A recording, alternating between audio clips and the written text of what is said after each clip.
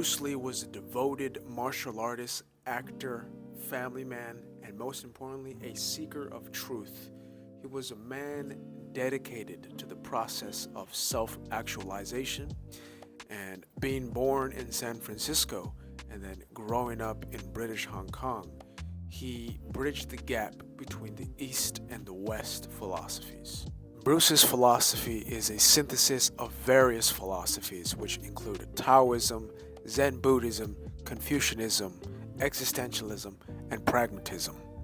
The core ideas that he spoke about were adaptability, formlessness, and simplicity, and these ideas have impacted the lives of millions of people around the world. In this video, I'm going to be talking about Bruce Lee's personal insights from the book Striking Thoughts, which share his reflections on the various aspects of life, of what it means to be human, about the existence. So, buckle up. In order to taste my cup of water, you must first empty your cup. My friend, drop all your preconceived fixed ideas and be neutral. Do you know why this cup is so useful? Because it is empty.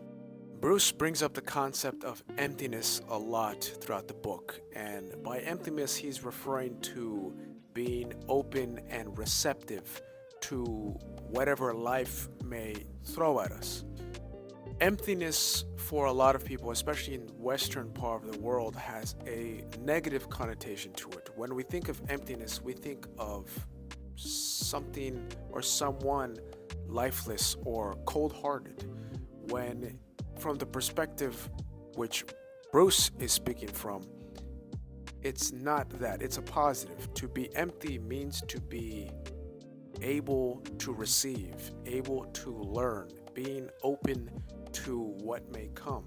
It's being ready to absorb everything, absolutely, and being able to perceive without having any sort of preconceived notions or rigid belief systems. It's being able to perceive with your total awareness, is what Bruce is referring to.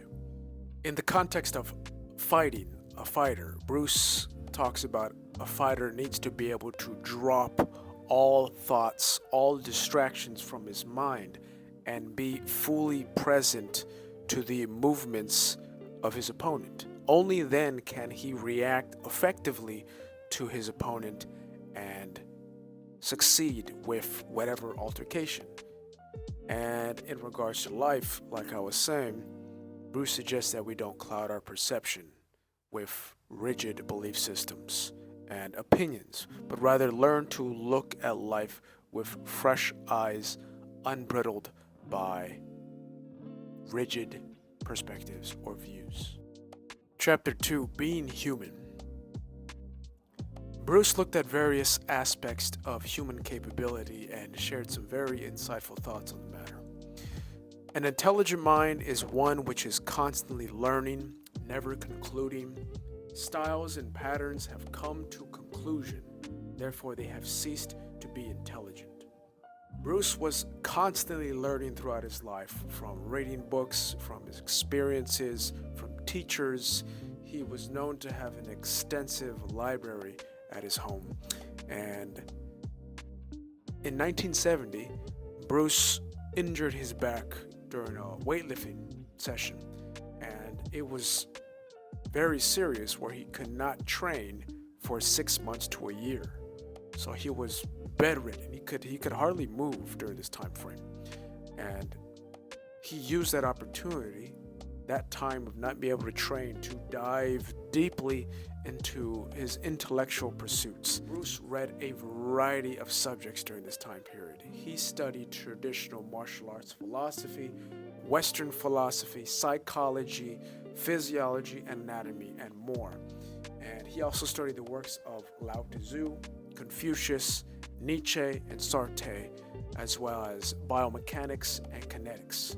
So he really got a grasp of many different fields, and he was particularly interested in philosophical perspectives and integrating those into his own martial arts philosophy.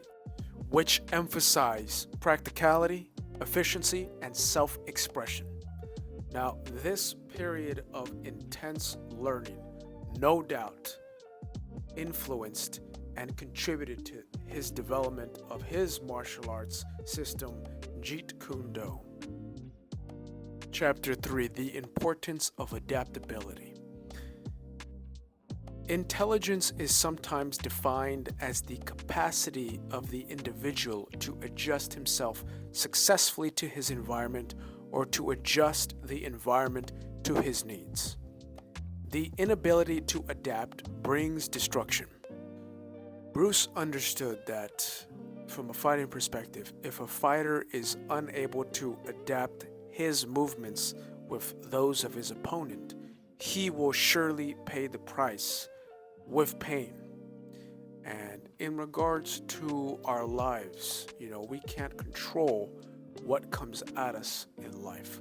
But what we do have control over is how we adapt to it, our ability to stay adaptable and to make the best out of what happens to us.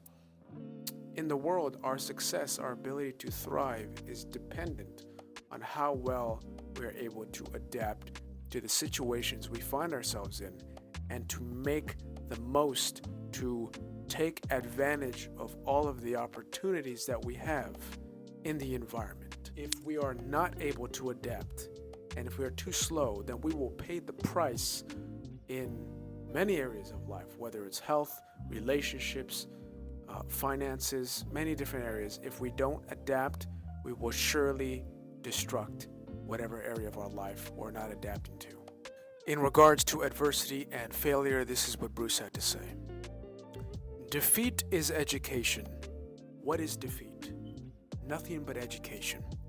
Nothing but the first step to something better. There are always obstacles on the road to achievement. Believe me, that in every big thing or achievement, there's always obstacles, big and small. And the reaction one shows to such obstacles is what counts, not the obstacle itself. There's no such thing as defeat until you admit so to yourself, but not until then. I love this mentality because this mentality is one of not quitting, of not deciding to stop trying. It's understanding that obstacles are really opportunities for us to grow and to become better, more capable. And it's no surprise Bruce became as successful and as legendary as he did because he had that mentality of just constantly striving to be better. And that is something I believe that we can all adopt in our lives, which will serve us very well. Chapter 4: The Necessity for Self-Actualization.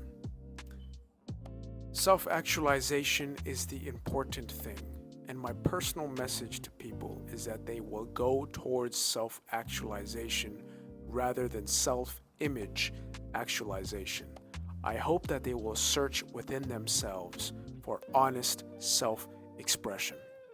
Of all the principles that Bruce discusses in his life in the book, the ideal that he seemed to value the most was of self-actualization, of seeking the truth within yourself and not being satisfied with beliefs coming from the external world, but to listen to your intuition and to allow the intelligence within you to be your guide.